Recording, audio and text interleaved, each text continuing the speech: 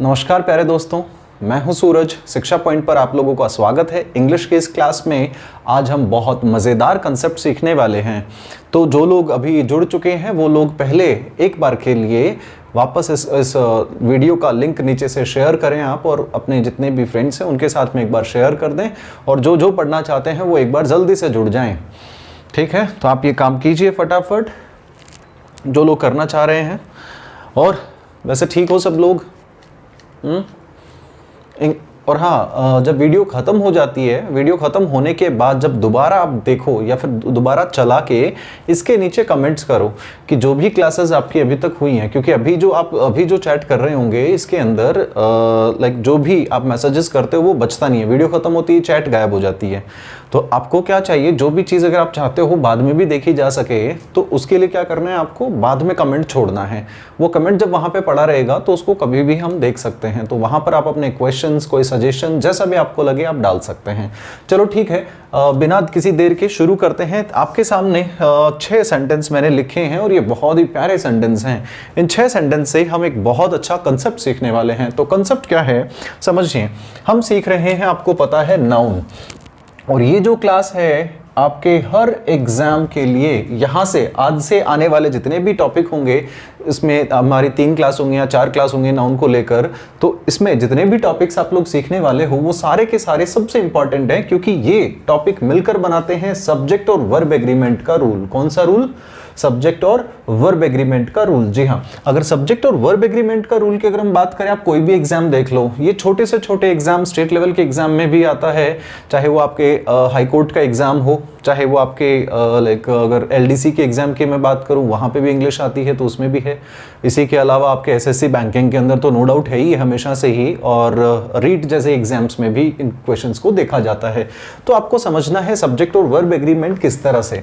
सबसे पहले एक छोटी सी बात समझिए, नाउन जो है वो फंक्शन किसका करती है। बहुत शुरुआत में हमने सीखा था कि कोई भी नाउन फंक्शन करती है किसका, किसी भी सेंटेंस में या तो वो सब्जेक्ट का काम कर रही होती है या किसी सेंटेंस में वो ऑब्जेक्ट का काम कर रही होती है। ठीक है, तो सब्जेक्टिव और ऑब्जेक्टिव केस हमने देखा भी, या फिर किसी के लिए पोजीशन बनती है, या फिर इसी को मैं दूसरे तरीके से अगर समझाऊं तो किसी भी सेंटेंस में जो सब्जेक्ट होता है वो कौन बन सकता है। किसी भी सेंटेंस का सब्जेक्ट नाउन बन सकता है। कौन बन सकता है? नाउन। या फिर नाउन की जगह नाउन को रिप्लेस करने वाले शब्द, जो अगला अपना टॉपिक है जिसे हमने क्या कहा, प्रोनाउन। तो प्रोनाउन की पूरी डिटेल्स तो हम समझेंगे बाद में, लेकिन प्रोनाउन भी अगर मैं अभी आपको समझाना चाहूं कि नाउन को रिप्लेस करता है, अगर हमें नाउन अच्छे से पता होगा तो प्रोनाउन हमारे लिए आसान हो जाएगा, क्योंकि हम जानते हैं अलग अलग कैटेगरी के लिए अलग अलग शब्दों को हमें चुनना होता है। यहां पर अब मैंने कहा किसी भी सेंटेंस में जो भी सब्जेक्ट बनता है वो कौन बनता है? नाउन, या नाउन को रिप्लेस करने वाला प्रोनाउन। अब आप मुझे एक बात बताएं, सेंटेंस में सब्जेक्ट के अकॉर्डिंग ही हम वर्ब यूज करते हैं। जैसा आपका सब्जेक्ट वैसी आपकी वर्ब, करेक्ट? तो अब जैसा आपका नाउन उसी के हिसाब से आपकी क्या होनी चाहिए, यहां पर यूज होने वाली वर्ब। ठीक कहा मैंने? अब सवाल ये बनता है कितने टाइप के क्वेश्चंस होते हैं। बहुत ही सिंपल है, आपका सब्जेक्ट या तो कैसा हो सकता है, सिंगुलर हो सकता है। अगर सिंगुलर है तो आपके लिए जो वर्ब होगी वो भी कैसी होगी, सिंगुलर। समझ में आया? सिंगुलर अगर सब्जेक्ट तो वर्ब भी कैसी चाहिए, सिंगुलर। बहुत सिंपल सी बात। वहीं पर अगर मैं बात करूं, अगर आपका सब्जेक्ट किसी भी वजह से क्या है, प्लूरल है, तो आप जो भी यहां पर वर्ब यूज करेंगे वो भी कैसी होनी चाहिए, प्लूरल। It's quite simple. मेरे ख्याल से ये चीज आपको समझ आ रही होगी। मैंने आपसे कहा अगर सब्जेक्ट सिंगुलर है तो आप क्या यूज करेंगे, वर्ब सिंगुलर। सब्जेक्ट प्लूरल है तो आप यूज करेंगे प्लूरल वर्ब। अब एक छोटा सा कंफ्यूजन, प्रेजेंट इंडेफिनिट का जो टेंस है हम सीखेंगे बाद में, तो वहां पर कई बच्चों को कंफ्यूजन होता है। सबसे पहले इस बात को समझें आप, प्रेजेंट इंडेफिनिट के सेंटेंस में वर्ब जो आती है वो फर्स्ट फॉर्म में आती है। कौन सी फॉर्म में आती है दोस्तों? फर्स्ट फॉर्म में आती है। एक चीज का ख्याल रखें, आप अगर नाउन के साथ एस या ईएस जोड़ते हो, क्या जोड़ते हो, एस या ईएस, नाउन के साथ जुड़कर एस या ईएस ये जो बनाता है वो क्या बनाता है, प्लूरल नाउन। क्या बनाएगा, प्लूरल नाउन। लेकिन अगर आपने वर्ब के साथ में एस या ईएस जोड़ा है तो वो नाउन वो वर्ब प्लूरल नहीं बनेगी। वर्ब अपने आप में प्लूरल फॉर्म में होती है। वर्ब अपनी कौन सी फॉर्म में होती है, प्लूरल फॉर्म में होती है। अगर वर्ब प्लूरल फॉर्म में पहले से ही है तो एस लगा के जाहिर सी बात है प्लूरल तो नहीं बना रहे। तो ऐसे में एक चीज का ख्याल रखें, प्रेजेंट इंडेफिनिट में ये जो फॉर्मेशन है आपको देखने को मिलता है, वर्ब के साथ एस मिलके जब लगाते हो आप, तो वर्ब हमेशा कैसी बनती है, सिंगुलर बनती है। अब चीज़ों को हम समझेंगे एक छोटे से एग्जाम्पल से। मुझे पता है आप में से ज़्यादातर लोगों को ये बात पता होगी, लेकिन फिर भी मेरा काम है हर एक चीज़ सिखाना। मैंने आपसे कहा है यूँ समझ के चलिए कि आपको कुछ नहीं आता, बस जो मिलना है सब यहीं से मिलना है, यहीं से सीखना है, ठीक है। एक छोटा सा एग्जाम्पल लेते हैं, बहुत ही बेसिक। अगर मैं कहूँ अ बॉय,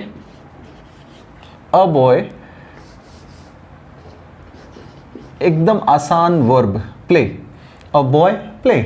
अभी हमने सीखा नाउन अगर सिंगुलर होगा, नाउन सब्जेक्ट कौन बन सकता है भाई, नाउन बन सकता है। ये लिखा हुआ शब्द बॉय अपने आप में कैसा है, सिंगुलर। तो अभी आपको ये भी पता होगा कि सिंगुलर के साथ में हमें वर्ब कैसी चाहिए, सिंगुलर के साथ वर्ब कैसी चाहिए, सिंगुलर। तो अब आप थोड़ी देर पहले मैंने बोला कि वर्ब अपने आप में प्लूरल फॉर्म में होती है। वर्ब को सिंगुलर बनाने के लिए किसकी जरूरत पड़ी आपको, एस। ये टेंस है एक ही, बाकी अलग अलग टेंस के अंदर अलग अलग हेल्पिंग वर्ब होती है, उनका सबका पता है आपको, ठीक है। तो प्ले को मुझे सिंगुलर बनाने के लिए क्या करना पड़ा, प्लेज। गौर से देखिए यहाँ पर बॉय में कोई एस नहीं है, ये सिंगुलर है। अब जब इसमें एस लगाया तो ये वर्ब कैसी बन गई, ये भी सिंगुलर बन गई। लेकिन अगर इसी के अपोजिट मैंने यहाँ पर, अगर मैंने सेंटेंस में लिखा होता, यहाँ पर लिखा होता बॉयज, मैंने क्या किया है, गौर से देखिए एस लगा हुआ है, बॉयज, यानी कि ये अब क्या हो गया, प्लूरल। तो मुझे अगर मैं यहाँ पर प्ले वर्ब लिखी और इसमें अगर एस है तो मुझे इसको हटाना होगा। क्या हटाना होगा, इस एस को, क्योंकि ये प्लूरल है और हम जानते हैं बिना एस या एस के वर्ब अपनी बेसिक फॉर्म में प्लूरल की तरह काम करती है। आई होप यहाँ तक की बातें आपको समझ आई होंगी, ठीक है। तो ये एक बेसिक सी बात है, ये आपको पता होनी चाहिए, ठीक है। ये मैं आपको आज समझा रहा हूँ, ये चीज़ आपके आने वाले हर वीडियो में काम आने वाली है, तो बेटर इसको अभी से क्लियर करते हुए चलें, ठीक है।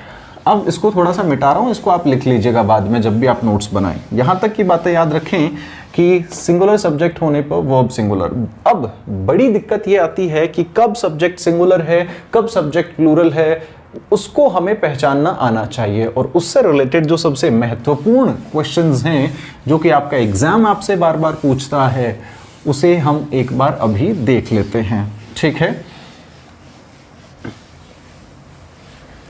अब समझेंगे हम छोटी सी बात। ये एकदम से इजी लेवल लेके चल रहा हूं मैं आज आपके लिए, एकदम से इजी लेवल है, ठीक है। ये एकदम से शुरुआत है एक तरह से नाउन के अंदर इस कंसेप्ट की, और अब ये धीरे धीरे बढ़ेगा आगे, और अच्छे अच्छे लेवल के क्वेश्चंस आप देखोगे। बस वीडियो को आप देखते रहें लगातार, लास्ट तक वीडियो देखें, आपको समझ आएगा कि इसकी इंपॉर्टेंस क्या है। देखिए अब मैं जो चीज़ समझाना चाह रहा हूं वो ये कि आपके पास इन लिखे हुए सेंटेंसेस में दो चॉइसेस दी गई हैं। देखिए इसमें इज और आर है, इसमें वॉज और वर है, इज आर या फिर इज आर।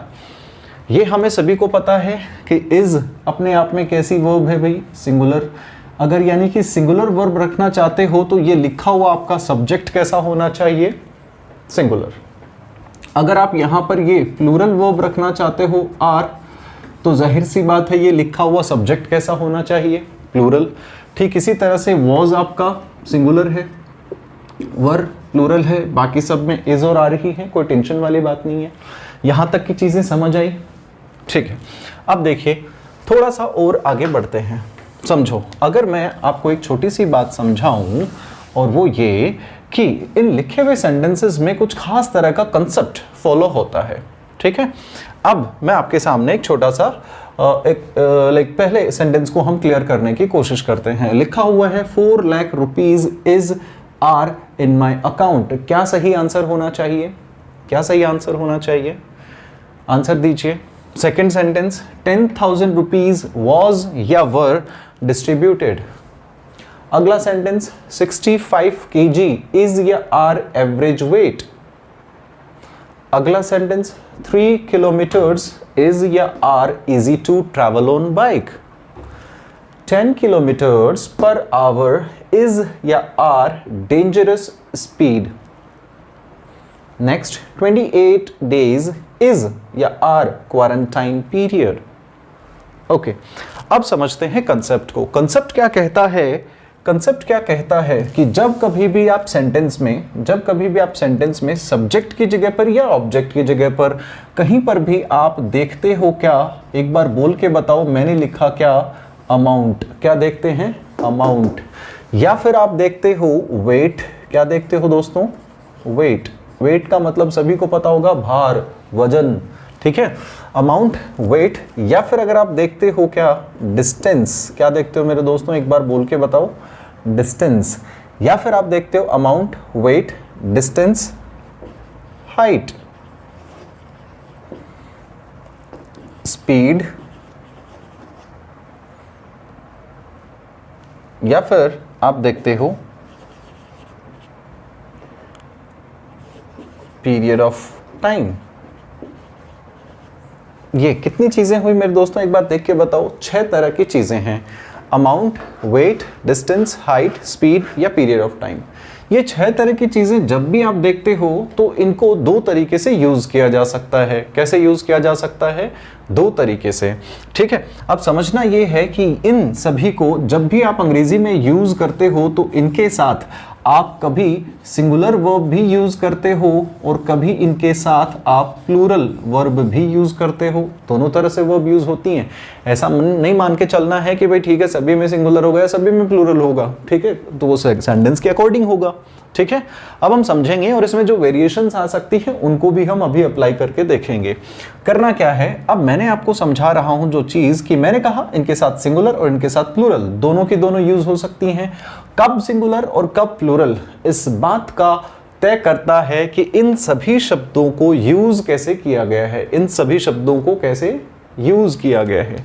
अगर इन लिखे हुए सभी शब्दों को आपने यूज किया है कैसे, अगर आपने यूज किया है इनको यूनाइटेड सेंस में, कौन से सेंस में दोस्तों?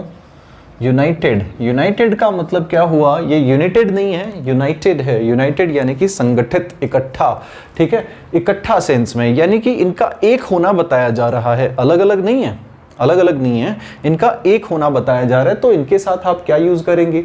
सिंगुलर। लेकिन अगर इन्हीं चीजों को आप स्प्लिट का मतलब बटा हुआ, डिवाइडेड आप लिख सकते हैं, या फिर मैं लिखूं स्प्लिट। आप अगर इन्हें स्प्लिट करके यूज किया हुआ देखते हैं सेंटेंस में तो आप इन्हें क्या करेंगे? आप इनके साथ प्लूरल वर्ब यूज करेंगे, करेक्ट।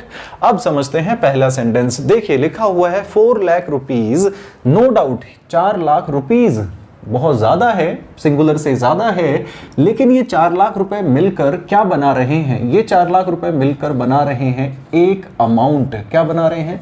एक अमाउंट। क्या ये यूनाइटेड है? क्या ये इकट्ठा है? बिल्कुल। क्या लिखा हुआ है? इन माई अकाउंट, मेरे अकाउंट में है, ठीक है। 4 लाख रुपए मेरे अकाउंट में, यानी कि एक अमाउंट की तरह से यूज हुआ है। तो यहां पर ये सेंटेंस में अगर ये यूनाइटेड कैसा यूज हो रहा है, यहां पर ये मैं लिख देता हूं आप लोगों की सहूलियत के लिए थोड़ा सा। यूनाइटेड यूज हुआ, यूनाइटेड का मतलब हुआ आपको इसके साथ सिंगुलर की जरूरत पड़ी, यहां पर आर गलत हुआ, ठीक है प्यारे दोस्तों। अगला सेंटेंस। अच्छा चलो यहीं से एक छोटा सा कॉन्सेप्ट और समझते हैं। अगर मान लो मैं कहूं कि अगर ये यूनाइटेड है तो उसका स्प्लिट यूज क्या होगा? क्या मुझे इसमें कोई चेंजेस देखने को मिलेंगे? नहीं। अब समझिए, अगर मैंने ये सेंटेंस लिखा होता 4 लाख रुपीज इज या आर इन माई अकाउंट, और आगे मैंने जोड़ दी होती छोटी सी बात, मैं ये इधर लिखता हूं 4 लाख रुपीज इज या आर, मैंने लिखा इज या आर, इधर मैंने लिख दिया है 4 lakh rupees, 4 lakh rupees is या are in my account and मैंने क्या लिखा? लॉकर। मेरे अकाउंट और लॉकर में कितने हैं? 4 लाख, ठीक है, मेरे अकाउंट और लॉकर में। अब मुझे ये बात बताओ, 4 लाख बन तो अभी भी एक अमाउंट ही रहा है, एक अमाउंट बन रहा है, लेकिन क्या ये यूनाइटेड है? नहीं। इसमें से कुछ पैसा कहाँ है? कुछ पैसा कहाँ है अकाउंट में, कुछ पैसा कहाँ है लॉकर में, यानी कि अमाउंट बटा हुआ है 2 जगह पर। अगर अमाउंट 2 जगह पे बटा हुआ है तो वो क्या हो चुका है? स्प्लिट हो चुका है। अब इस स्प्लिट के सेंस में आपको अब इस बार क्या चुनना पड़ा? आर। क्या गलत हो जाएगा? इज। ये आपका ग्रामर का नियम कहता है। अगर इनको यूनाइटेड सेंस में यूज़ किया जाए सिंगुलर वर्ब, और अगर डिवाइडेड सेंस में यूज़ किया जाए यानी स्प्लिट अलग अलग यूज़ किया जाए तो आप इनके साथ यूज़ करेंगे plural verb. Sentence number second लिखा हुआ है 10,000 रुपीज़ वॉज या वर डिस्ट्रीब्यूटेड। आप बताएं, सोच के जवाब दीजिएगा। 10,000 रुपए वॉज या वर डिस्ट्रीब्यूटेड, 10,000 रुपए बांटे गए। क्या आंसर आ रहा है भाई? 10,000 इकट्ठा ही तो है, इकट्ठा है। ओके, आपने कहा ये तो है क्या, अब ये ऊपर क्या था अमाउंट, ये भी क्या चीज़ है अपने पास अमाउंट। तय ये करना है कि ये यूनाइटेड है या स्प्लिट है। अब सोच के देखो, अगर मैं यहाँ पर लिखता 10,000 रुपीज़ वॉज या वर्क डिस्ट्रीब्यूटेड की जगह पे मैंने लिखा होता सेव्ड। क्या किया है? सेव्ड, बचाया गया। 10,000 रुपये बचाया गया। बचाने के बाद क्या हुआ है? वो अमाउंट इकट्ठा है, बच गया वो पैसा क्या है? इकट्ठा। लेकिन जब मैंने डिस्ट्रीब्यूट किया है, डिस्ट्रीब्यूट का मतलब क्या होता है? बांटना। अरे उस शब्द का मतलब ही डिवाइड करना है। देखो है ना ट्विस्ट, आया मजेदार क्वेश्चन सामने। जब आप बांट रहे हो तो 10,000 अमाउंट अलग अलग जगह जा रहा है, इसका मतलब यही तो है 10,000 रुपए अलग अलग जगह। अगर ये बटे हैं, डिवाइड हुए हैं, तो ये क्या हो गया? स्प्लिट। स्प्लिट होते ही आप जानते हैं क्या यूज करना है आपको? Plural verb. और प्लूरल वर्ब के हिसाब से आपका वर सही हुआ, गलत क्या हुआ दोस्तों? ये वॉज। ठीक है, अगले सेंटेंस पे आते हैं। ये वाली बात थोड़ा ध्यान रखना। अगर सेव्ड लिखा होता, अगर सेव्ड लिखा होता तो उसके साथ आप क्या यूज करते? वॉज। क्यों? क्योंकि सेव्ड क्या कर देगा? यूनाइटेड सेंस देगा। अगला सेंटेंस 65 kg इज या आर एवरेज वेट। भाई 65 kg वेट जो है वो एक एवरेज वेट है। Average weight I am talking about human body, ठीक है, स्पेशली इन बॉयज, ठीक है, बॉयज ओनली, नॉट स्पेशली। लड़कों में और 65 का जो वेट है that is an average weight, एक एवरेज वेट है। अब इस वेट के अंदर मुझे बताओ क्या ये यूनाइटेड है? आप किसी इंसान का अगर वजन नापते हो तो क्या ये नापते हो भाई पहले तेरा सर बता, ये 4 किलो का लिखा भाई, ठीक है, अब हाथ रख आपका, ओके ये तो लाइक 1 पाव किलो का है, या फिर सनी पाजी होंगे तो ये 2.5 किलो का हाथ है, कातिया लोहा पिघलाकर उसका आकार बदल देता है। हाँ, सो अगर मैं कहूँ कि यहाँ पर अगर एक वेट की बात हो रही है, एक एवरेज वेट, भाई औसतन वेट, किसी के भी एक वेट के बारे में बात हो रही है, कहीं पे भी कोई स्प्लिट सेंस नजर नहीं आ रहा, तो क्या हुआ? यूनाइटेड। ये लिखा हुआ शब्द अपने आप में 65 kg अपने आप में है, वेट है, वजन है, और है कैसा? यूज कैसे हुआ है? यूनाइटेड। यूनाइटेड होने की वजह से इज सही हुआ, और ये जो आर है ये गलत हुआ, आपके रेस से बाहर। समझ में आया दोस्तों? अगला सेंटेंस 3 किलोमीटर्स इज या are easy to travel on bike. 3 kilometre लिखा हुआ है, 3 किलोमीटर आराम से ट्रैवल किया जा सकता है, आसान है ट्रैवल करना बाइक पर। तो आप मुझे बताएं, आपने ये देखिए, ये रही आपकी वो सड़क जिसके ऊपर आप निकले हैं अपनी कार लेकर। क्या भाई? बाइक, ओके बाइक है, ठीक है भाई, लो जी बाइक ले लो अपनी। साइकिल जैसी लग रही है क्या? कोई बात नहीं है, कोई बात नहीं है, बनाते हैं ऐसे, मोटर बाइक बना देते हैं।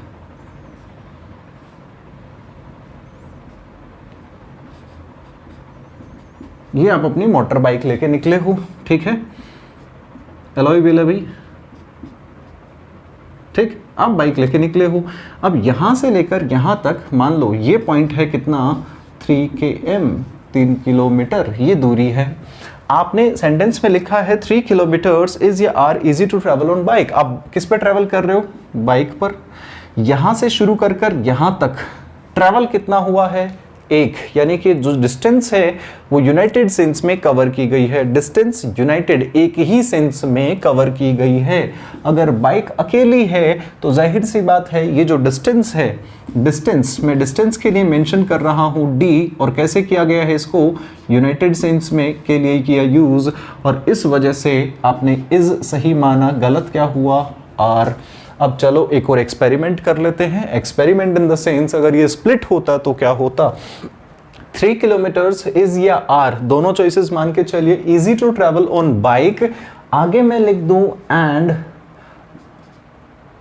इन अ कार, एक बाइक पर या फिर एक कार में। सॉरी बाइक और एक कार में, यानी कि अब ये 3 ही किलोमीटर की दूरी है, इसमें से कुछ दूरी बाइक पे तय हुई, कुछ दूरी कार पे तय हुई। जब दो अलग अलग जगह पर एक ही दूरी दो जगह पे बट गई, दो जगह पे बट गई, हो सकता है कार से 1 किलोमीटर हुआ हो, 2 किलोमीटर बाइक से, रिवर्स हो सकता है, या फिर 2.5 किलोमीटर कार से हुआ हो, आधा किलोमीटर बाइक से हुआ हो, तो भी कुल मिलाकर ये जो डिस्टेंस है वो क्या हुई, डिवाइड हुई, यानी कि स्प्लिट हुई, बट गई। और बटते ही अब मुझे बताओ ये सीक्वेंस किस में चला जाएगा, ये जो चीज़ है डिस्टेंस है आपकी यूनाइटेड की बजाय स्प्लिट में हो जाएगी। और जब ऐसा सेंटेंस आ जाएगा तो इसके साथ आपको यूज़ करने की ज़रूरत पड़ेगी क्या, आर, प्लूरल वर्ब। ठीक है, स्प्लिट के साथ plural verb. Am I clear guys?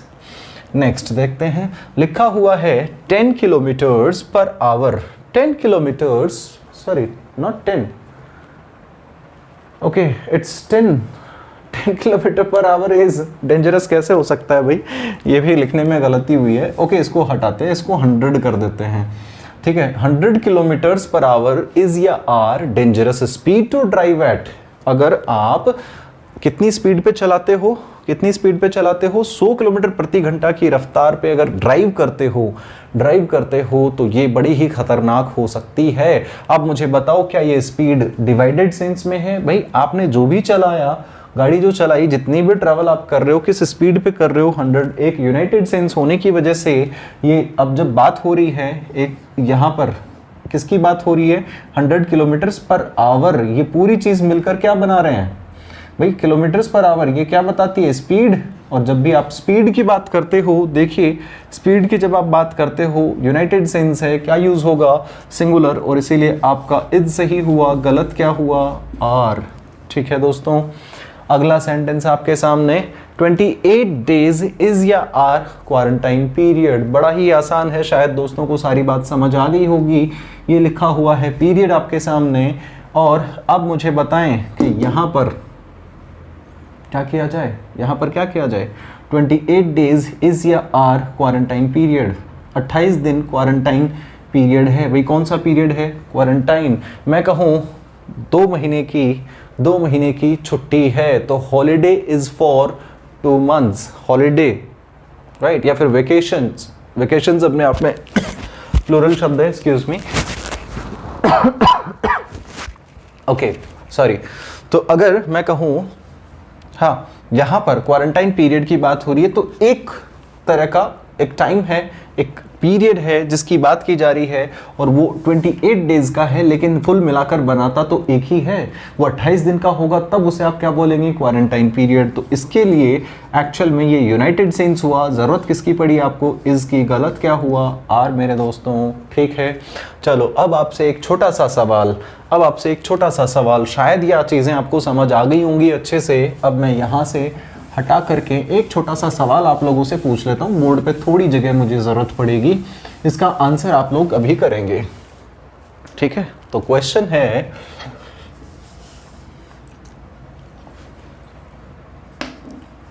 Okay, 2000, थोड़ा बड़ा लिखता हूँ, हाँ, ओके,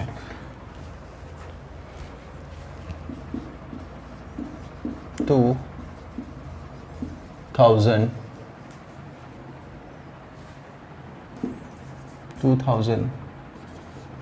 books are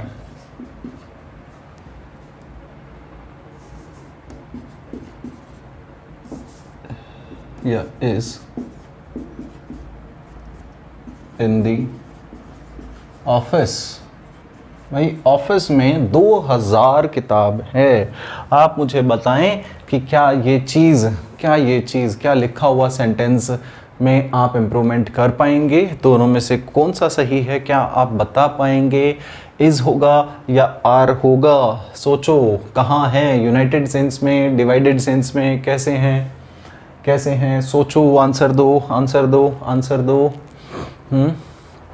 और अब आप इसको समझेंगे भाई, बड़े गौर से देखो, लिखा हुआ 2000 क्या है, 2000 क्या चीज़ है, क्या लिखा है सामने, बुक्स। ठीक है, अब ये बुक्स, इनमें से बताओ मुझे क्या है, क्या ये बुक्स किताबें कोई अमाउंट होती है? क्या किताबें वेट होती है? डिस्टेंस, हाइट, स्पीड या पीरियड होता है? नहीं, ये चीज़ ही नहीं इनमें, तो ये कंसेप्ट से ही अलग है। अरे भाई, इनके अलावा चाहे कोई भी चीज़ हो, यूनाइटेड डिवाइडेड वाले चक्कर में पड़ना ही नहीं है। बात हो रही है किनकी? इन 6 चीज़ों की। क्या लिखा हुआ है बताइए एक बार। सबसे पहले अमाउंट, फिर लिखा हुआ है वेट, फिर लिखा हुआ है डिस्टेंस, फिर लिखा हुआ है हाइट, फिर लिखा हुआ है स्पीड और फिर लिखा है पीरियड ऑफ टाइम। तो ये 6 चीज़ें हैं जिनका आपको पता होना चाहिए। इनके अलावा चाहे कोई भी चीज़ आए, अगर प्लूरल है तो प्लूरल वर्ब और सिंगुलर होगा तो सिंगुलर वर्ब। सिंपल भाई, बात तो इनकी है ना। समझ में आई ये वाली बात? तो आज की क्लास में ये छोटा सा कंसेप्ट शुरुआत कर देता है आपकी सब्जेक्ट और वर्ब एग्रीमेंट जैसे बहुत ही इंपॉर्टेंट टॉपिक की। सब्जेक्ट और वर्ब एग्रीमेंट में अलग से नहीं पढ़ाऊंगा गाइज, ना ही ये अलग से टॉपिक है ग्रामर में, लेकिन इसको एग्जाम में अलग से पूछा जाता है, वो एक अलग बात है। हाँ, इन सब चीज़ों में से आपका एक भी क्वेश्चन बचेगा नहीं, एक भी क्वेश्चन रुकेगा नहीं, क्योंकि आपको जब पार्ट्स ऑफ स्पीच की अच्छी नॉलेज होती है, पार्ट्स ऑफ स्पीच से ही मिलकर सब्जेक्ट और वर्ब एग्रीमेंट का टॉपिक बना है। अगर वो आता है तो पार्ट्स ऑफ स्पीच लाइक अगर सब्जेक्ट और वर्ब एग्रीमेंट जैसा कोई टॉपिक आपके लिए बिल्कुल भी मुश्किल नहीं है, उसी से तो उठाए गए हैं। ठीक है, तो आप मेरे साथ साथ सीखेंगे और ये बहुत ही बेसिक सी बात है जो आज शुरू हुई है। कल इसकी क्लास में और भी वंडरफुल तरह का कंटेंट आपके पास होगा। और अब बारी आती है आपके फेवरेट पार्ट की, जिसका आप शायद वेट कर रहे हैं, कुछ नए वर्ड्स। ओके, तो अब आपको देते हैं कुछ नए वर्ड्स। ठीक है, थोड़ी सी जगह बना लेते हैं। और आज मैं जो आपको वर्ड्स देने वाला हूँ, मैं जहाँ तक समझता हूँ आप में से किसी भी बच्चे को हो सकता है पता भी हो, लेकिन आई एम सेइंग कि डेफिनेटली ऑलमोस्ट 99% लोगों के लिए नए वर्ड्स होने वाले हैं। ठीक है, 2-3 शब्द तो अभी अभी दिमाग में आए हैं, चलो उनको ही लिख देता हूँ मैं सबसे पहले। देखो, एक शब्द है आपका मेलिफिलस। कौन सा है? मेलिफ्लॉस। बताएं इसका मतलब क्या है? ये एफ है भैया। ठीक है, मेलिफ्लॉस। दोबारा लिख देता हूं, अगर आपको नहीं समझ में आया तो थोड़ा क्लियर लिखता हूं। ठीक है, मेली, FLOUOUS, मेलिफ्लॉस। मेलिफ्लॉस क्या होता है? मेलिफ्लॉस का मतलब नहीं पता? चलो तब तक मैं आपके लिए एक दूसरा शब्द लिख देता हूं, एंड दैट इज इन्यूर। कौन सा शब्द है भाई? इन्यूर। इन्यूर। ठीक है, नो डाउट बहुत ही प्यारे शब्द हैं। दोनों का मतलब आप लोगों को मुझे अब बताना है। पहले शब्द का मतलब क्या है, दूसरे शब्द का मतलब क्या है। चलो, मेलिफ्लस का मतलब आपको मैं पहले बता देता हूं। मेलिफ्लस का मतलब होता है वो चीज जो बड़ी ही स्वीट हो और एंजॉयबल हो। कैसी हो? स्वीट एंड एंजॉयबल, मतलब जो चीज़ बड़ा ही आनंदित करती है, बड़ी मधुर होती है। मेलिफ्लस हमेशा क्या होती है? साउंड होती है, एक आवाज़ होती है। ठीक है, एक आवाज़ के लिए क्या आप कहते हो? मेलिफ्लस। और किसी गाने के लिए आप कह सकते हो, किसी कविता के लिए आप कह सकते हो, किसी सिंगर के लिए अगर मैं कहूँ सुनिधि चौहान सिंग्स मेलिफुलसली। मेलिफुलसली सुनिधि चौहान है वो बड़ी ही मधुरता से और आनंददायक तरीके से गाती हैं। ठीक है, या फिर Lata Mangeshkar has mellifluous voice. Lata Mangeshkar has mellifluous voice, शायद याद रह जाएगा। ये साउंड के लिए यूज होता है, स्वीट या एंजॉयबल, स्वीट एंड एंजॉयबल दोनों चीज़ों के लिए। अगला शब्द है एन्यूर। तो एन्यूर का मतलब एक्चुअल में क्या होता है समझो। इसका मतलब होता है हार्डन होना। क्या होना? हार्डन। बड़ा ही आसान शब्द है, हार्ड। हार्ड का मतलब सख्त, कठोर। ईएन लगाकर इसे क्या बनाया गया? वर्ब। इन्यूर अपने आप में क्या है? वर्ब। ये शब्द अपने आप में एक एडजेक्टिव है। एडजेक्टिव मतलब किसी की विशेषता बताने वाला। किसकी? नाउन और प्रोनाउन की। अब इन्यूर की अगर मैं बात करूं, इसका मतलब होता है हार्डन, सख्त होना। किस पे सख्त होना? सामने वाले पे सख्त होना या फिर खुद पे ही सख्त हो जाना। क्यों? बहुत बार सिचुएशंस ऐसी होती हैं कि आप अपने आप वो पसंद नहीं आती, लेकिन आपके पास कोई चारा भी नहीं, आप उन्हें बदल भी नहीं सकते, तो आप थोड़ा अपने साथ सख्त होते हो और अपनी आदतों को बदलने की कोशिश करते हो। जैसे आप लॉकडाउन ही देख लीजिए, जो लोग लाइक जिन्हें 1 मिनट घर पे चैन नहीं आता, वो भी मजबूर होकर घर पे पड़े हैं। आई मीन घर पे रुके हुए हैं, नॉट पड़े हुए हैं, घर पे रुके हुए हैं, they are not going outside, right, कर नहीं सकते तो अपने आप को क्या कर रहे हैं, अपने आप के साथ एक तरह की सख्ती है, ओके मुझे नहीं जाना बाहर, नहीं जाना बाहर, ऐसा, ठीक है। तो एक तरह से इसका इन्यूर का मतलब ये हुआ। या फिर इसका मतलब ये भी होता है जब आप किसी और को किसी भी चीज़ के लिए आदी बना देते हो, फोर्सफुली किसी को आदी बनाना, ठीक है, फोर्सफुली किसी भी चीज़ को हैबिचुएट करा देना किसी भी इंसान को, उसके लिए आप क्या यूज़ करेंगे, इन्यूर। एक और थर्ड नंबर पे जो शब्द आता है बहुत ही प्यारा शब्द है, ये आप में से हो सकता है कुछ लोगों को पता हो, मेरी ऑफलाइन क्लास में शब्द मैंने बहुत बार कराया है, और शब्द जो है वो है सेरेंडिपिटी। बोल के बताएं क्या लिखा हुआ है, सेरेंडिपिटी, क्या लिखा हुआ है, सेरेंडिपिटी। और सेरेंडिपिटी का मतलब क्या हुआ बताएं। चलो इसके लिए मैं आपको एक और शब्द देता हूं, एंड दैट इज यूरेका। क्या लिखा हुआ है, यूरेका, ये इसका सिनोनिमस वर्ड है। खैर ये वैसे आप इसका कोई दूसरी चीज़ के लिए यूज़ ना करके ये एक तरह का एक्सप्रेशन है, जैसे कि आप कहते हो कोई भी अच्छी चीज़ हुई, ओ बेटे की मज़ा आ गया, तो ये वही बेटे की वही इंग्लिश के अंदर है, राइट। जैसे कि मान लो कि भाई घर पे साफ सफाई चल रही है और अचानक से आप ही के रखे हुए कुछ अच्छा अमाउंट, बड़ा पैसा आपके हाथ लग जाए, ओ बेटे की मज़ा आ गया, नहीं, तो वो क्या होता है, यूरेका। और उसी का मतलब होता है सेरेंडिपिटी। ये सेरेंडिपिटी की अगर मैं बात करूं, नाउन है, एब्स्ट्रैक्ट नाउन है, और एब्स्ट्रैक्ट नाउन मतलब फीलिंग्स वाला नाउन है, एक सडन मोमेंट ऑफ, इसका मतलब लिख देता हूं मैं यहां पर इन दोनों का एक साथ ही, सडन मोमेंट ऑफ हैप्पीनेस, खुशी का वो पल जो बड़ा ही अचानक आपकी लाइफ में आता है, आपके सामने आता है, अचानक से मिलने वाली खुशी का पल, अचानक से मिलने वाली खुशी का पल, उसे आप क्या कहते हो, सेरेंडिपिटी। तो ये आपके सामने वर्ड 1 2 3, ये तो आसान शब्द है, 3 और 4, 4 शब्द हुए हैं। चलो और दे देते हैं, इसी के साथ जोड़ देते हैं। अगर मान लो कि अगर मैं बात करूँ एक ऐसा शब्द जिसमें हम किसी की स्टेट ऑफ हैप्पीनेस बताते हैं, मतलब कोई इंसान बहुत ज़्यादा खुश है, बहुत ज़्यादा खुश है, हैप्पी है, उसे आप क्या कहेंगे, उसी के लिए मतलब फेलिसिटी शब्द है, दैट इज फेलिसिटी। यहाँ पे लिखता हूँ मैं फेलिसिटी। फेलिसिटी का मतलब हुआ स्टेट ऑफ हैप्पीनेस। इसको ऐसे आप याद रख सकते हो, सिटी ऐसी थी कि खुशी के मारे फैल गया, तो वो क्या है, स्टेट राज्य शहर, हाँ, ऐसी सिटी की खुशी के मारे फैल गया सिटी में, फेलिसिटी, स्टेट ऑफ हैप्पीनेस। क्यों फैला भाई, बहुत ही ज़्यादा खुशी में फैल गया। बहुत बार होता है ना, खुशी के अंदर जो चाहे वो कह देते हैं, बहुत खुश हो गया यार, मैं ये कर दूंगा, मैं वो कर दूंगा, और बाद में अरे यार वो तो कहने वाली बात थी, हाँ। तो ये सारी चीज़ें, इसी को आप क्या कहेंगे, फेलिसिटी, ठीक है। तो ये थी आज की class, and guys it was wonderful session. और यकीन मानिए जितना आप लोग इंतज़ार करते हैं उससे ज़्यादा हम लोग इंतज़ार करते हैं कि आप लोगों के सामने आए और आपको पूरी मेहनत के साथ पढ़ाया जाए। मेहनत भी, हम भी मेहनत पहले भी करते हैं, ऐसा नहीं है कि जो भी आपको चीज़ पढ़ाई जा रही होती है उसके अंदर कुछ क्या ऐड कर सकते हैं, क्या नयापन आपके लिए ला सकते हैं, वो सब कोशिश हम कर रहे हैं। हमें बहुत अच्छा लगेगा, हमें लगेगा कि वाकई में आप हमारी मेहनत को अप्रिशिएट कर रहे हो। कब, जब आप इस चैनल को जगह जगह पर पहुंचा दोगे, जितने आपके जान पहचान वाले हैं, जो भी किसी भी कंपटीशन की तैयारी कर रहे हैं, या फिर आपके घर पे ही क्यों नहीं, अगर घर पे हैं या फिर आपके रिलेटिव्स हैं, लाइक जो भी अपने बच्चों को एजुकेट करने में भी तो काम में लिया जा सकता है, तो कोई अपने बच्चों को सिखा दे, किसी भी वजह से आप किसी तक भी आप इस चैनल को पहुंचा सकते हैं। I hope you guys are really enjoying the videos, keep watching them. Thank you very much, have a good day.